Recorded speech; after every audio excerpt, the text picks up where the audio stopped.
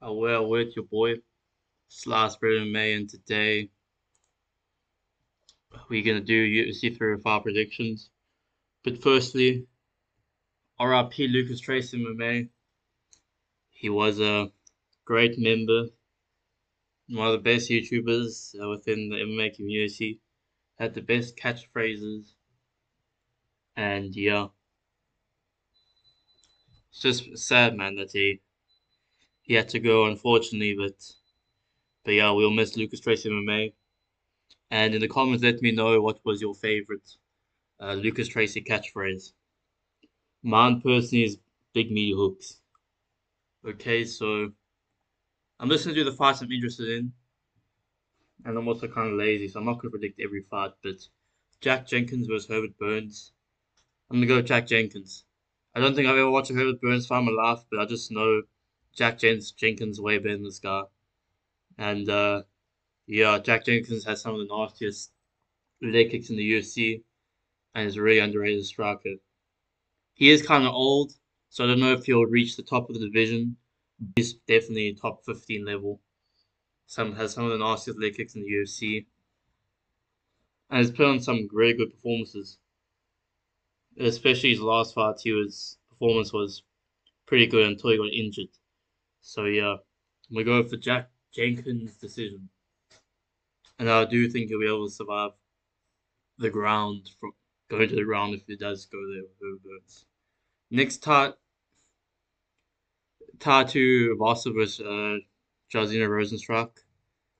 Um, Jarzina Rosenstruck did beat Dakota in his last fight, which is Shamil. So yeah, but I'm still gonna go with Tatu Vasa. Tatu Vasa is on a bit of a skid, but the thing is, Jarzina Rosenstruck fights like an NPC. He never like dominates his opponent, and he barely throws anything. And I feel like Tatu Vasa's aggression and power will just he'll KO Rosenstruck. I don't know what I'm saying anymore. Okay, I'll go with the second round KO. There'll probably be a bit of grappling, and then Tatu Vasa just hits him with something big, knocks out Biggie Boy, Jairzinho Rosenstruck. Next, Dan Hooker versus Mateus Gamrot. I'm gonna go with Dan Hooker. I know this is a kind of a risky underdog pick, which I'm going for, but but yeah, the thing is, Dan Hooker's kind of old now, but I think prime Dan Hooker would definitely be a very bad stylistic matchup for Gamrot because Gamrot does dip his head a lot when he throws strikes. He goes for his takedowns a lot, so there's an opportunity for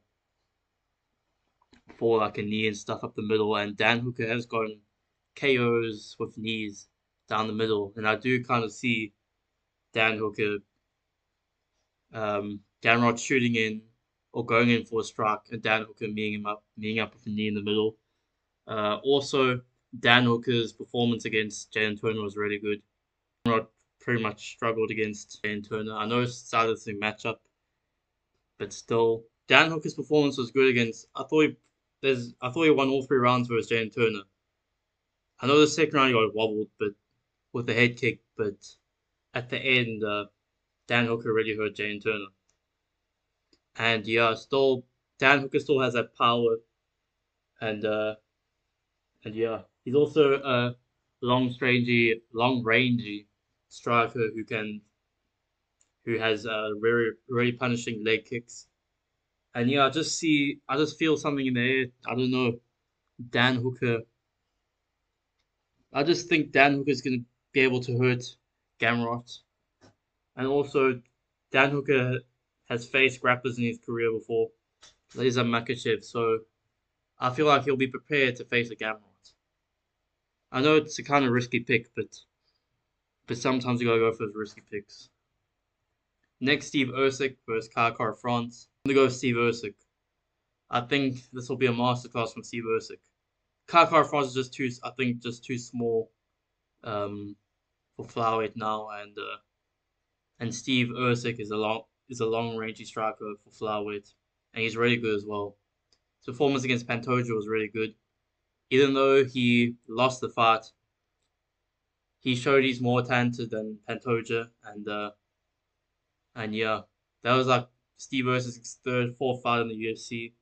Imagine a few more fights, he would have beaten Pantoja definitely. And there is still an argument for uh, Steve Usyk to beat Pantoja. Either I'll go with a third round KO from Steve Usyk or a 5 round masterclass, because I do see Steve Usyk just being up Kakar France in the feet the whole time, but I feel like the fight would be stopped before that. So I'll go with third round KO or a 5 round masterclass from Steve Usyk, and I do feel like he's also a better grappler than Kakar France, where yeah, he'll do an MMA masterclass with grappling and striking on Kakar France's face. Not unfortunately, because who cares about Kakar France? Next, Driguez Vasa versus Isra Adesanya. Driguez Vasa breathes African air. Isra Adesanya doesn't breathe African air. Driguez Vasa takes shits in Africa. Isra Adesanya doesn't take shits in Africa. So I'm not biased because I'm South African and Driguez Vasa is South African. Driguez Vasa is never gonna lose a fight in his life, and that's it. Um, but I'm a little bit worried about the leg kicks and maybe counter shots of Adesanya. Adesanya does his Gano is popping. He is looking a bit bigger, so start like he might start becoming a light heavyweight now at this point. But yeah, I feel like Ricky it's a little bit trickier for him because he's not gonna go for a takedown because Ricky coach said that they aren't gonna go for a takedown the whole fight. Which if Ricky coach says that, you know he's not gonna go for a takedown. Maybe if Ricky gets rocked or something, he will.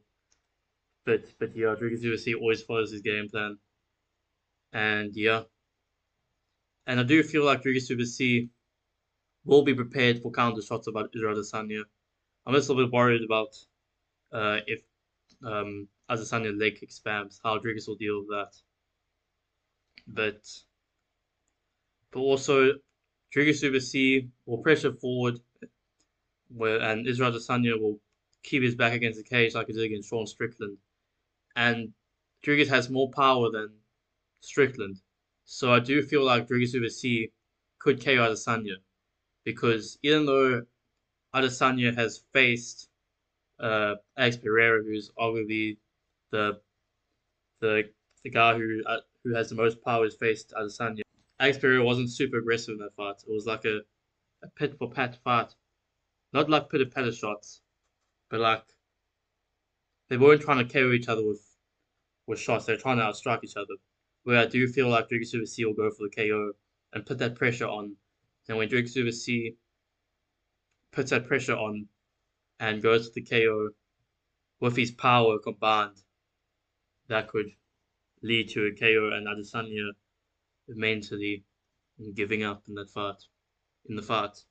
Also, Drake will know how to close the distance, I feel like, as Paulo Costa and Marvin Vittori didn't know how to close the distance against Drake. But like Robert Waker was a guy who doesn't have much power and much smaller weight and was smaller than Dricus. He was able to, as a shorter fighter, he was able to find himself in Israel Adesanya's range and popping with jabs and hooks. Where I feel like Dricus uh, has more shot selection than Robert Waker and will be able to close the range much more effectively. I'll go for third or fourth round Dricus TKO. And yeah, that is that. Dricus is going to become champion of the world and bring the belt back to Africa where it belongs.